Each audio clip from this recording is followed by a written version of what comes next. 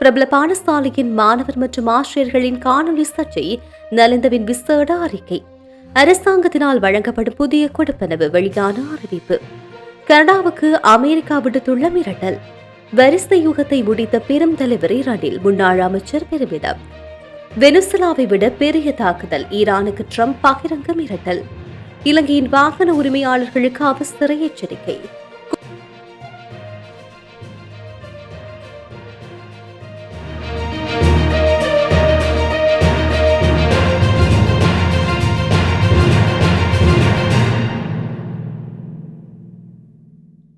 கொழும்பில் உள்ள பிரபல ஆண்கள் கல்லூரியில் மாணவ தலைவர் மற்றும் பெண் ஆசிரியர்கள் சம்பந்தப்பட்ட சர்ச்சைக்குரிய காணொலி சம்பவம் குறித்து நேற்று நடைபெற்ற அமைச்சரவை செய்தியாளர் சந்திப்பில் கேள்வி எழுப்பப்பட்டது.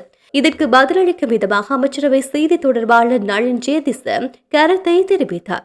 ஒரு அரசாங்கமாக இதுபோன்ற பிரச்சினைகளை பார்க்கும் போது தனிப்பட்ட தகவல்கள் மற்றும் தனி உரிமைகளை குறிவைத்து இதுபோன்ற விடயங்களை பரப்புவது அந்த நபர்களின் தனிப்பட்ட வாழ்க்கையில் கடுமையான பிரச்சினைகளை ஏற்படுத்தும். இங்கே எது சரி எது தவறு என்று தீர்மானிப்பது நமது வேலையல்ல. நீதித்துறை செயல்முறைகளுக்கு வெளியில் தனிப்பட்ட தகவல்களை இலக்காக கொண்டு இந்த திட்டம் மற்றும் சமூக ஊடகங்களை ஒழுங்குபடுத்துவதற்கான எதிர்காலத்தில் ஒரு முறையான திட்டம் செயல்படுத்தப்பட வேண்டும். ஒரு ஆசிரியர் அல்லது ஒரு அமைச்சர் ஒரு பள்ளிக்கு செல்வதற்கும் இதற்கும் எந்த ஒரு தொடர்பும் இருக்க முடியாது. இது நமது சமூகத்தின் மதிப்பு அமைப்புகளின் தார்மீக வீழ்ச்சியையும் சிதைவையும் காட்டுகின்றது. மனித குலத்திலும் ஒரு சமூகமாக நாம் எவ்வாறு நம்மை நிலைநிறுத்திக் கொள்ள வேண்டும் என்பதில் கடுமையான சீரழிவு ஏற்பட்டுள்ளது. இது சமூகத்தில் எழுந்துள்ள துயரத்தின் ஒரு எடுத்துக்காட்டு மட்டுமே. ஒரு சமூகம் அல்லது நிறுவன அமைப்பு இந்த நிலைமையை அடைவதற்கு பல காரணங்கள் உள்ளன. ஒரு சம்பவம் நடந்த பிறகு ஏற்படும் விளைவுகளை பற்றி கவலைப்படுவதில் அர்த்தமில்லை. இந்த விடயத்தில் அரசாங்கம் மிகுந்த கவனம் செலுத்தியுள்ளது. மேலும் கல்வி அமைச்சகம் ஏற்கனவே விசாரணைகளுக்கு அழைப்பு விடுத்துள்ளது. தனிநபர்களின் அடையாளம் மற்றும் தனி உரிமையை பாதுகாப்பதில் அரசாங்கம் கவனம் செலுத்தியுள்ளது. ஊடக சுதந்திரம் பற்றி நாம் தொடர்ந்தும் பேசியிருந்தாலும் இதுபோன்ற ஊடகங்கள் மற்றும் சமூக ஊடகங்கள் குடிமக்கள் மீது ஏற்படுத்தும் தாக்கம் குறித்து கவனம் செலுத்த வேண்டும். அந்த ஊடக நிறுவனங்கள் அல்லது சமூக ஊடக செயற்பாட்டாளர்கள் சுய கட்டுப்பாடு செய்யவில்லை என்றால் அரசாங்கம் தலையிட வேண்டியிருக்கும்.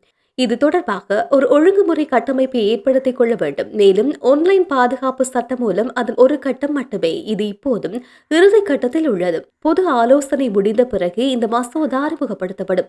இதுபோன்ற சம்பவங்கள் யாராவது ஒருவரது உயிரை இழக்கும் நிலைக்கு வழிவகுக்கும். இதுபோன்ற முயற்சிகள் குறித்து முறைப்பாட்டு அளிக்கப்பட்ட பிறகு நடவடிக்கை எடுப்பதில் எந்த அர்த்தமும் இல்லை. இதனால் தான் குடிமக்களின் பாதுகாப்புக்காக அரசாங்கம் இந்த நடவடிக்கைகளை எடுத்து வருகின்றது என்றார். அனர்த்தத்தால் பாதிக்கப்பட்ட தனிநபர், சிறு மற்றும் நுண்வர்த்தகர்களை வலுவூட்டுவதற்காக புதிய சுற்றறிக்கை வெளியிடப்பட்டுள்ளது. குறித்த சுற்றறிக்கை நேற்று ஜனாதிபதி ஊடக பிரிவினால் வெளியிடப்பட்டுள்ளது. டிட்வா சூறாவளியால் ஏற்பட்ட அவசர அனர்த்தம் காரணமாக பாதிக்கப்பட்ட மக்களின் வாழ்க்கையை மீட்டெடுக்க வெளியிடப்பட்ட சுற்றறிக்கைக்கு இணைந்த வகையில் பாதிக்கப்பட்ட தனிநபர், சிறு மற்றும் நுண்வர்த்தக நிறுவனங்களுக்கு நிவாரணம் வழங்கும் நோக்கில் நிதி திட்டமிடல் மற்றும் பொருளாதார அபிவிருத்தி அமைச்சினால் இந்த புதிய சுற்றறிக்கை வெளியிடப்பட்டுள்ளது.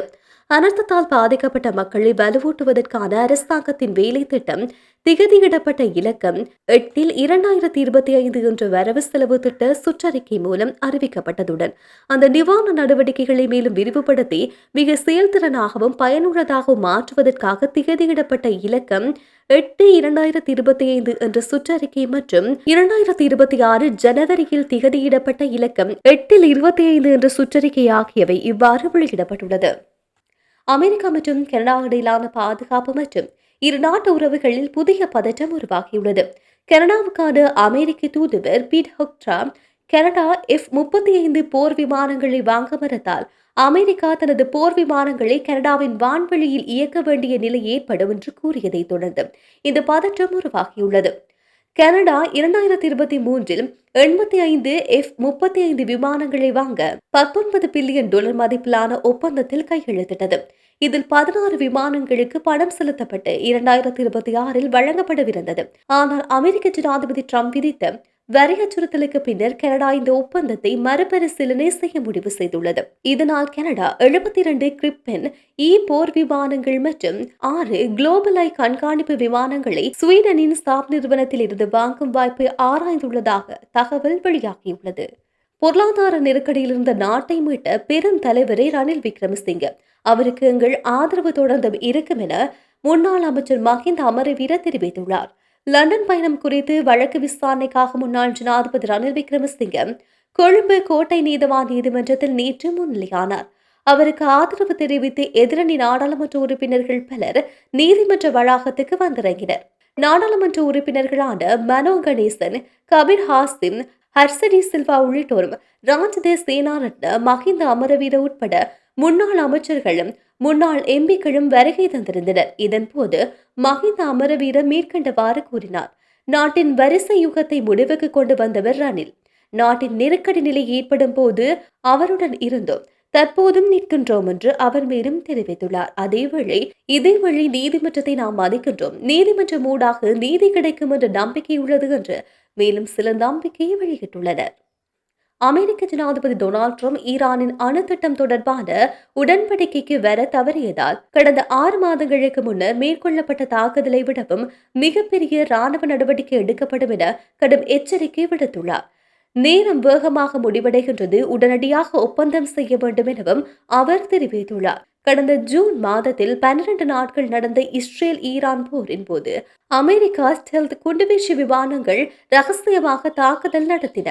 ஈரானின் நிலத்தடியில் உள்ள அணு நிலையத்தை குறிவைத்ததாக ட்ரம்ப் நினைவூட்டியுள்ளார். அடுத்த தாக்குதல் அதைவிட பல மடங்கு கடுமையாக இருக்கும் என்றும் அவர் எச்சரித்துள்ளார். ஈரானின் அரசுக்கு எதிராக நடந்த போராட்டங்களை பாதுகாப்பு படைகள் கடுமையாக ஒடுக்கியதில் 10,000கணக்கானோர் உயிரிழந்திருக்கலாம் என்று தகவல்கள் உலக நாடுகளை அதிர்ச்சிக்குள்ளாக்கியுள்ளது. இதன் பின்னணியில் அமெரிக்கா ஈரானுக்கு எதிராக தாக்குதல் நடத்துமா என்ற கேள்வி கடந்த சில வாரங்களாகவே எழுந்து வருகின்றது. இந்த நிலையில் மத்திய கிழக்கு பிராந்தியத்திற்கு அமெரிக்க கடற்படை விமானம் தாங்கிய கப்பல் குழு அனுப்பப்பட்டிருக்கின்றது. இதை ட்ரம்ப் ஒரு மிகப்பெரிய படை அணிவகுப்பு என்று குறிப்பிட்டிருக்கின்றார்.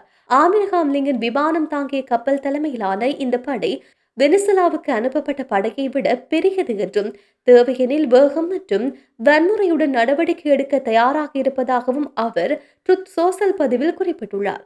மேலும் ஈரான் உடனடியாக பேச்சுவார்த்தைக்கு வந்து அணு ஆயுதங்கள் இல்லாத ஒப்பந்தத்தை ஏற்க வேண்டும் என்று ட்ரம்ப் வலியுறுத்தியுள்ளார். இதுக்கு பதிலளித்த ஈரானின் ஐநா தூதரகம் பரஸ்பர மரியாதையின் அடிப்படையில் பேச்சுவார்த்தைக்கு ஈரான் தயாராக உள்ளது, ஆனால் தூண்டப்பட்டால் தன்னை பாதுகாப்பதில் எந்த தயக்கமும் இருக்காது என எக்ஸ் தளத்தில் தெரிவித்துள்ளது. வாகனங்களை கொள்ளையிடும் சம்பவங்கள் அதிகளவில் பதிவாகி வருகின்ற நிலையில் இது தொடர்பில் வாகன உரிமையாளர்கள் அவதானத்துடன் செயற்பட வேண்டும் என்று எச்சரிக்கை விடுக்கப்பட்டுள்ளது. அந்த வகையில் உரங்கஸ் மங்ஹந்திய பகுதியில் சுமார் 80 லட்சம் ரூபாய் பெறுமதியான காரை திருடிய சம்பவம் தொடர்பில் சந்தேக நபர் ஒருவர் கைது செய்யப்பட்டுள்ளார். குறித்த திருட்டுச் சம்பவம் கடந்த செப்டம்பர் 21ஆம் தேதி இடம்பெற்ற நிலையில் நேற்று அதிகாலை சந்தேக நபர் கைதாகியுள்ளார். சந்தேக நபர் 6,235 கிராம் ஐஸ் போதைப்பொருள் மற்றும் குறித்த கார் ஆகியவற்றுடன் கைது செய்யப்பட்டுள்ளார். சந்தேக நபர் யட்டக்கல உரங்கஸ் மன்ஹாந்திய பிரதேசத்தைச் சேர்ந்த 44 வயதுடையவர் என விசாரணைகளில் தெரிய வந்துள்ளது. சந்தேக நபர் எல்லுப்பட்டி மற்றும் பத்தேகம போலீஸ் பிரிவில் 2 முச்சக்கர வண்டிகளை திருடியமை மற்றும் ஹோமாகம போலீஸ் பிரிவில் 2 மோட்டார் சைக்கிளை திருடிய குற்றங்களுடன் தொடர்புடையவர் என்பது தெரிய வந்துள்ளது. சந்தேக நபர் நேற்று எல்லுப்பட்டிய நீதவான் நீதிமன்றத்தில் முன்னிலைப்படுத்தப்பட்டுள்ளதுடன் 7 நாட்கள் தடுப்பு காவல் உத்தரவின் கீழ் உரங்கஸ் மங்ஹந்திய போலீசார் மேலதிக விசாரணைகளை முன்னெடுத்து வருகின்றனர். இதேவேளை முச்சக்கர வண்டிகளை கொள்ளையிட்ட சம்பவத்துடன் தொடர்புடைய 4 சந்தேக நபர்கள் மேல்மாகாண தெற்கு குற்றத்தடுப்பு பிரிவினரால் கைது செய்யப்பட்டுள்ளனர். கடந்த 2025 டிசம்பர் 12ஆம் தேதி பிலியந்தல போலீஸ் பிரிவில் சுமார் 14 லட்சம் ரூபாய் பெறுமதியான முச்சக்கர வண்டி ஒன்றை கொள்ளையிட்ட குற்றத்துடன் தொடர்புடைய இந்த 4 சந்தேக நபர்களும் ரத்மலானை பிரதேசத்தில் வைத்து கைது செய்யப்பட்டதாக போலீசார் தெரிவித்தனர். சந்தேக நபர்கள் 23 முதல் 28 வயதுக்கு இடைப்பட்ட ரத்மலானை பிரதேசத்தைச் சேர்ந்தவர்கள் ஆவர். கொள்ளையிடப்பட்ட முச்சக்கர வண்டி போலீசாரால் பொறுப்பேற்கப்பட்டதுடன் மேல் மாகாணம் தெற்கு குற்றத்தடுப்பு பிரிவினர் மேலதிக விசாரணைகளை முன்னெடுத்து வருகின்றனர்.